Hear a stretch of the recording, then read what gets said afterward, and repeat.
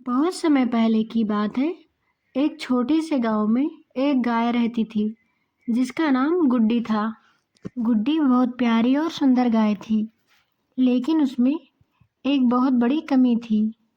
वह बहुत आलसी थी।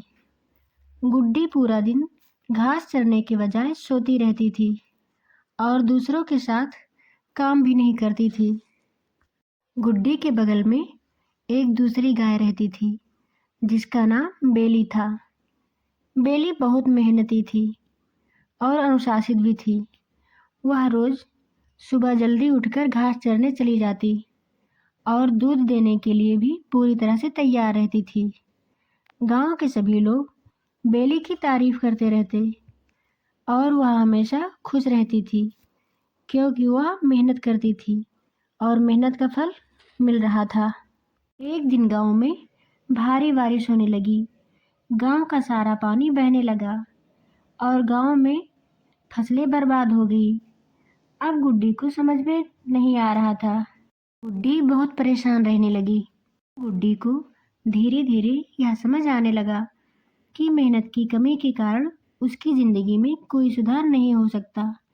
वह सोचने लगी, अगर मैंने भी बेली की तरह मेहनत की होती तो आज मेरे पास बहुत कुछ होता। गुड्डी ने अपनी गलती समझ ली और अगले दिन उसने मेहनत करने का निर्णय लिया। वह बेली के साथ घास चरने जाने लगी और धीरे धीरे उसका आलस दूर होने लगा।